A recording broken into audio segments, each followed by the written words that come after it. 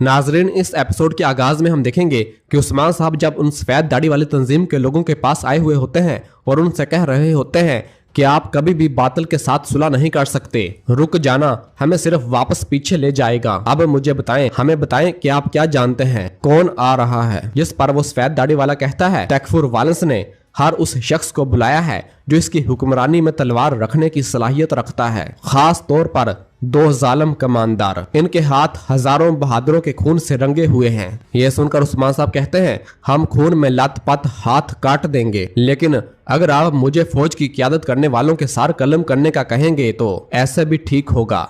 ए वल्ला। ये सुनकर वो सफेद दाढ़ी वाला अपने एक सिपाही को इशारा करता है तो उसका सिपाही एक पैगाम लाकर उस्मान साहब को देता है। तो उस्मान साहब उस पैगाम को खोलकर पढ़ते हैं। उसे पढ़ने के बाद उस्मान साहब कहते हैं कमांडरों को परखा जाता है, लेकिन बाकियों के बारे में क्या ख्याल है। जिस पर वो दूसरा सफेद दाढ़ी वाला कहता है टेकफुर के अपने साथी जो लोग कौंसल में हैं वो एहतियात के तौर पर हमेशा छुपे रहते हैं। ये सुनकर उस्मान साहब कहते हैं लेकिन आप वो हैं जो राज के अंदर राज रखते हैं, आपसे छुप जाए इस कदर माहिर कोई नहीं, मुझे बताएं वो आपसे कैसे छुप सकते हैं। जिस पर वो पहला बुजुर्ग कहता है अब कुछ भी छुपा हुआ या सामने नहीं रहा उस्मान साहब, अब सियासत नहीं रही, अब जंग होगी फौजों के बगैर, बड़ा इत्तेहाद बनाए बगैर। ये सुनकर उस्मान साहब कहते हैं तो ये शिकार का मौसम है? तो बुजुर्ग कहता है गोकबुरु के लिए ये शिकार करने का वक्त है। ये सुनकर उस्मान साहब खड़े हो जाते हैं तो बाकी सब भी खड़े हो जाते हैं। उस्मान साहब कहते हैं हम इनको इन्हीं के खून में डबो देंगे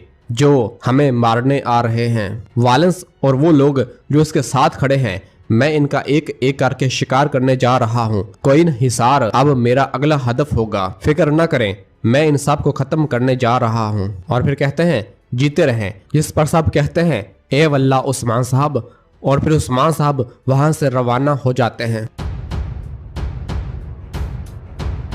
और फिर दूसरी जानब यीनी शहर में उस्मान साहब की हवेली में उलगन खातून और कारा एबे एक कमरे में अलचची के पास होते हैं और कारा एबे अलचची को देख रही होती है और बहुत खुश होती है और कहती है अलचचिक बेटी अच्छी खबर है, तुम हामला हो। यह सुनते ही अलचचिक बहुत ज्यादा खुश हो जाती है और पूछती है क्या आप संजीदा हैं कारायबे, क्या मैं अब माँ बनने जा रही हूँ। तो कारायबे कहती है हाँ।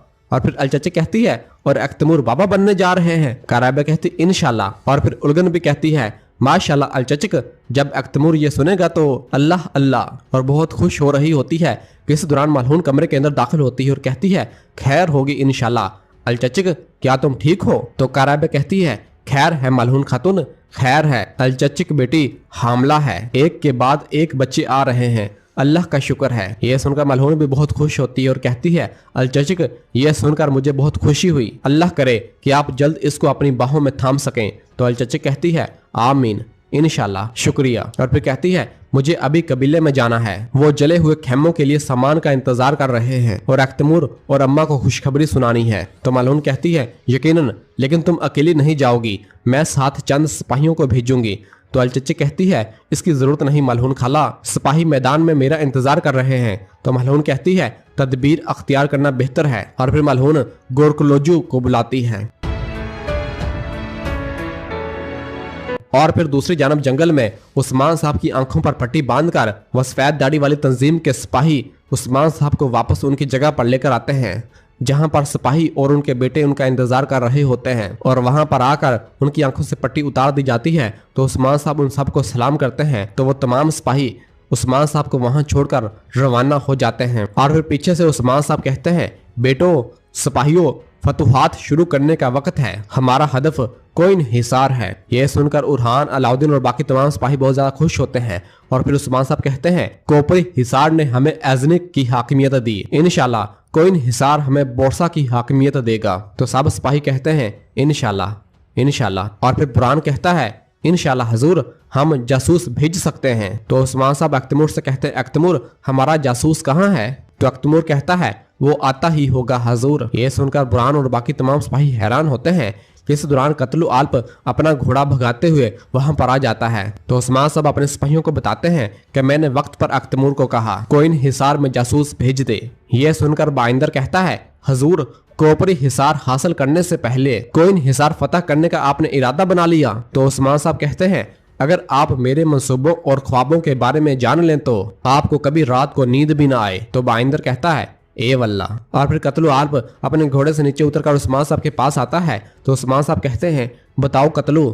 तो कतलु कहता है, हजूर वो हमें नुकसान पहुंचाकर बहुत खुश हो रहे थे, वो जश्न मनाने का सोच रहे थे, लेकिन कोपरी हिसार की फतह ने इस पर पानी फेर दिया। उन्होंने करीबी कबीलों और देहातों से सिपाहियों को कोइन हिसार मुंतकिल कर दिया है। तैकफुर बोरसा चला गया है, वो हमारा इंतजार कर रहे हैं हजूर। और फिर नक्शे निकालते हुए कहता है, ये नक्शे हैं हजूर। और उस्मान साहब को वो नक्शा देता है तो उस्मान साहब कोइन हिसार का नक्शा निकाल कर देखते हैं तो कहते हैं, इन्हें इंतजार करने दो, इन्हें इंतजार करने दो, इन्हें डरने दो, हत्ता के वो रात को सो भी नहीं पाएंगे, वो तबाह हो जाएंगे। और फिर कहते हैं, जब वो इसकी कम से कम तोक्को कर रहे होंगे तब कोइन हिसार तुर्कों की मलकियत बन जाएगा। लेकिन इससे पहले हमें कुछ और करने की जरूरत है। कुछ लोग कोइन हिसार के साथ इत्तेहाद करके हमें मारना चाहते हैं, पहले हम इन्हें खत्म करेंगे। इस दौरान बाईस अंगूर भी अपना घोड़ा भगाते हुए वहां पर आ जाता है और आकर उस्मान साहब से कहता है, हजूर सिपाहियों ने खबर भेजी है, असरीगुल खातून